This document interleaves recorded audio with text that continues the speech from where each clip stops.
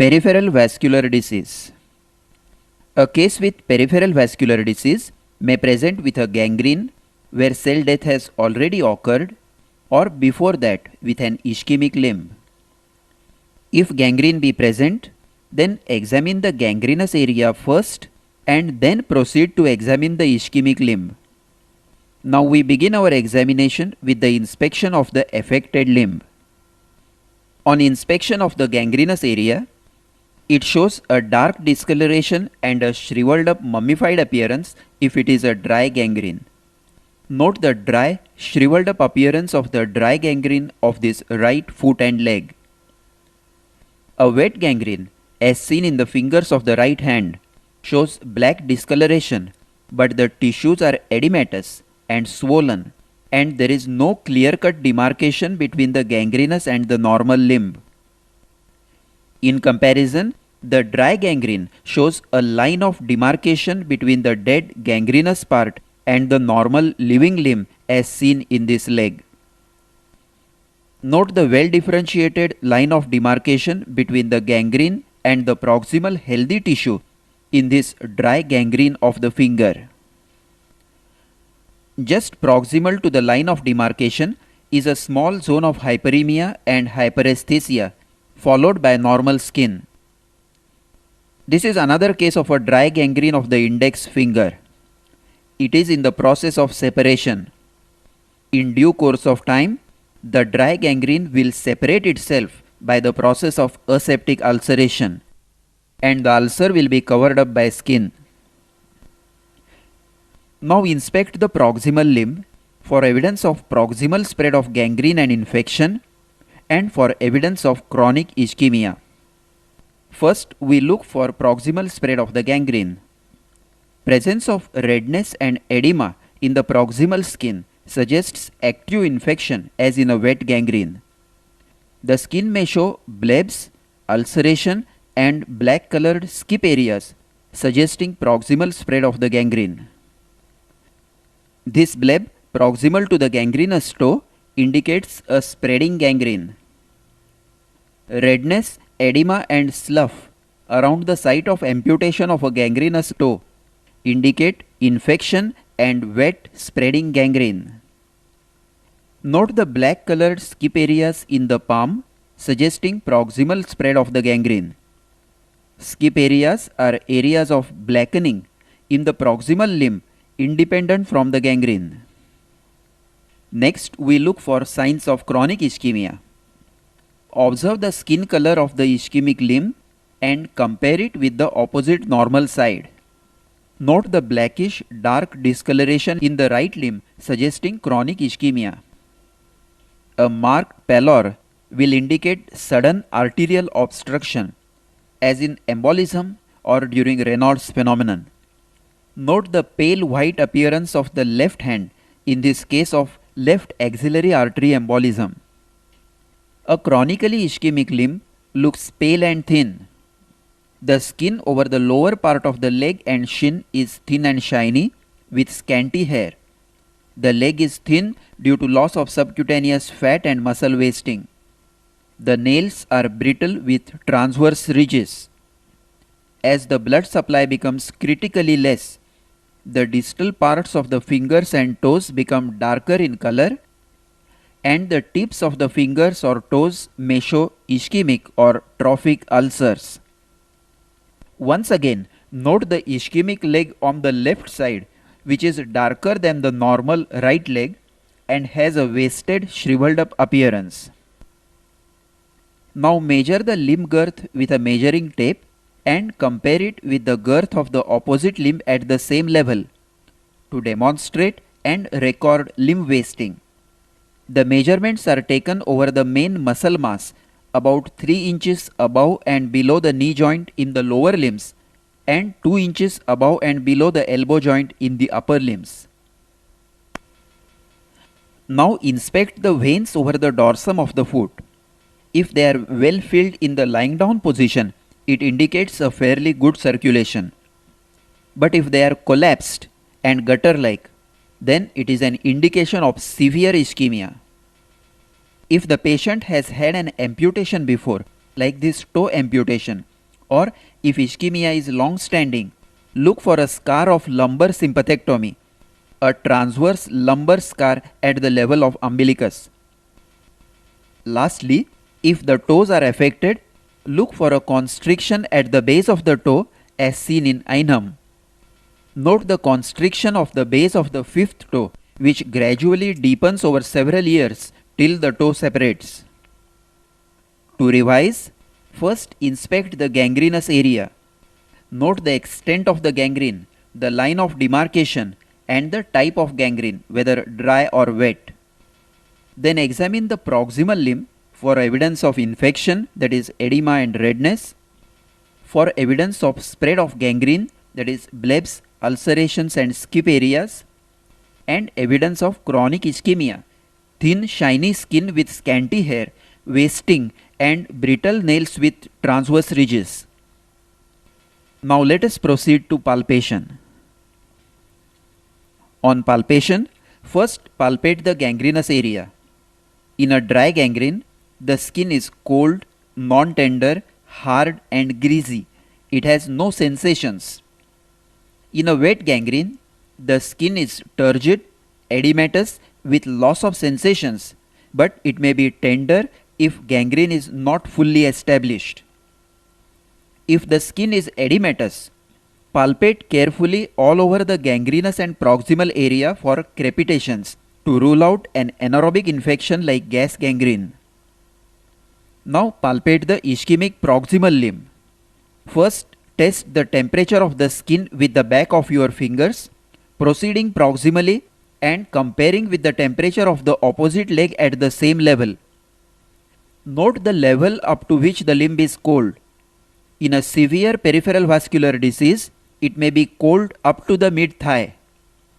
Skin temperature is a good indicator of the state of skin circulation and is important in deciding the level of amputation if required. Now palpate the gangrenous and proximal limb for tenderness. Next, palpate along the lines of major vessels for tenderness, that is along the popliteal and femoral arteries in the lower limbs and radial, brachial and axillary arteries in the upper limbs. Tenderness indicates recent thrombosis or embolism. Note the tenderness along the course of the axillary artery in this case of axillary artery embolism. Now we will proceed to focal examination, that is examination of arteries, lymph nodes and the joints. First, palpate the arterial pulse at various levels in all the limbs. Then palpate the inguinal region for enlargement of lymph nodes. And then test the movements of different joints in the gangrenous area. Gangrenous portion of the limb will lose its movements as seen in the right foot and ankle and left toes. Now we shall study in details the method of palpation of the pulsations of the arterial tree at various levels to note the state of arterial circulation. First, test the capillary circulation in the nails. Blanch the nail by pressing its tip, release the pressure and note the time taken by the nail bed to turn pink again. It gives a rough idea of the rate of blood flow in the capillaries. Then palpate the dorsalis pedis artery at the proximal end of the first metatarsal space, just lateral to the tendon of extensor hallucis longus, against the navicular and middle cuneiform bones.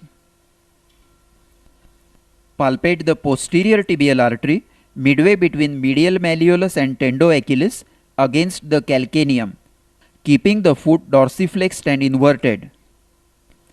If dorsalis pedis and posterior tibial are well felt and normal, it implies that the proximal pulses are bound to be normal. Next, palpate the popliteal artery in the popliteal fossa against the upper end of tibia or lower end of femur. With the patient in supine position, keep the knee flexed to 135 degrees. Keep your thumbs over the tibial tuberosity and insinuate the fingertips in the lower part of the popliteal fossa, palpating from the lateral to medial side till the neurovascular bundle is felt. Now palpate the artery against the upper end of tibia. If not felt in this position, turn the patient prone, flex the knee to 90 degrees and palpate the artery in the midline in the upper part of the popliteal fossa against the lower end of femur. If the popliteal pulse is still not felt, as it is a very difficult pulse to locate in obese patients, then perform the Fuchs test or crossed legs test. Fuchs test. Ask the patient to sit on the edge of the table and cross the affected leg so that the popliteal fossa rests on the opposite knee. Ask him to keep the leg fully relaxed, divert his attention into talking something else, and look for oscillatory movements of the hanging leg synchronous with the patient's pulse. Note the oscillations of the foot in this boy with gangrene due to electric burns who has a normal popliteal pulse. While in this patient of Buerger's disease, absence of oscillatory movements suggests that the popliteal artery pulsations are absent. The test is of great significance when femoral pulse is normal but dorsalis pedis and posterior tibial are not palpable, because presence of these oscillatory movements is a definite indication of a good popliteal pulse. For the femoral artery, with the patient lying supine, keep the leg slightly abducted and externally rotated to relax the deep fascia and palpate in the line of mid-inguinal point just below the inguinal ligament. Femoral artery is felt against the head of femur. Then palpate the abdominal aorta to the left of the midline in epigastric and umbilical areas against the spine. Now palpate the pulsations in the opposite limb and then pulsations in the upper limbs from periphery to the neck. Let us now learn to palpate the pulsations in the upper limbs at various levels. Start at the nails to test the capillary circulation by pressing the nail tip till it blanches and noting the time taken by the nail bed to turn pink again. Palpate the radial artery on the flexor aspect of the wrist just lateral to the tendon of flexor carpi radialis against the lower end of radius. Then palpate the brachial artery in the lower half of the arm just medial to the biceps tendon against the shaft of the humerus and in front of the elbow medial to the biceps tendon. Palpate the axillary artery in the axilla against the head of humerus. Palpate the subclavian artery in the supraclavicular fossa in midclavicular line against the first rib. Then palpate the common carotid artery against the Cassagnes tubercle on the transverse process of 6 cervical vertebra between the upper portion of the trachea and sternomastoid. Other palpable arteries, of course they are not of significance in a case of peripheral vascular disease, are superficial temporal artery and the facial artery. Superficial temporal artery is palpated in front of the tragus against the temporal bone, and facial artery is felt against the lower border of the mandible at the anterior border of masseter muscle. Ask the patient to clench his teeth, palpate the masseter and identify its anterior border. Now we proceed to auscultation. After palpation of the arteries, you will know the approximate level of the block. Now auscultate along the entire course of the artery for a systolic bruit of stenosis, partial obstruction or aneurysm. Also, routinely auscultate over the major arteries, that is abdominal aorta, femorals, popliteals, axillary artery and carotids. Now we will come to some special tests for peripheral vascular disease. Tests for lower limbs. The Buerger's test. Ask the patient to lie supine and raise the leg, knees extended to about 90 degrees. If the limb shows marked pallor, then the test is positive. Note the pale white color of the right foot when it is raised. The pallor appears within a few seconds in a severe disease and may take 2 to 3 minutes in a mild disease.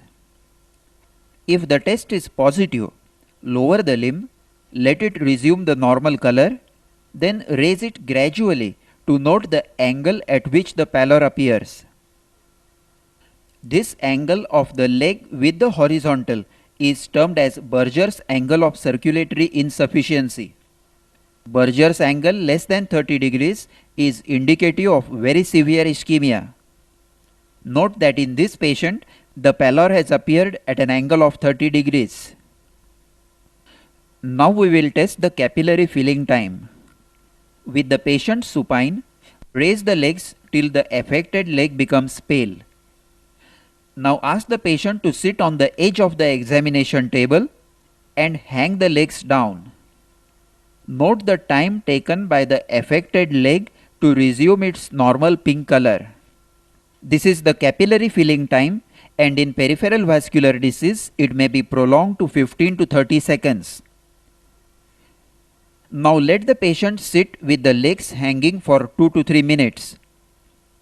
The leg will assume a purple-red cyanotic color termed as dependent rubor, indicating impaired circulation. A normal healthy limb will not show any change in color in raised as well as dependent position. Now we will come to some special tests for examination of chronic ischemia in the upper limbs. The Raynaud's phenomenon. If you are suspecting Raynaud's phenomenon, dip the fingers of both hands in ice cold water and watch for blanching or pallor of the fingers.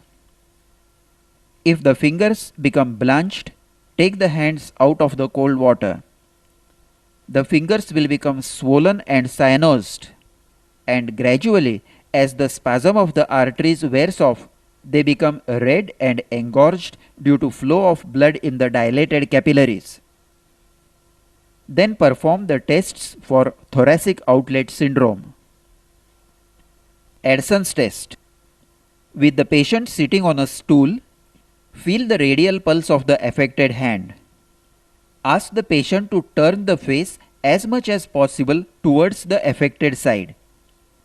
Ask him to take a deep breath. If the pulse becomes feeble or is obliterated, then the Adson's test is positive. The forced inspiration contracts the scalenus anterior, which is an accessory muscle of respiration which elevates the first rib and compresses the subclavian artery at the thoracic outlet.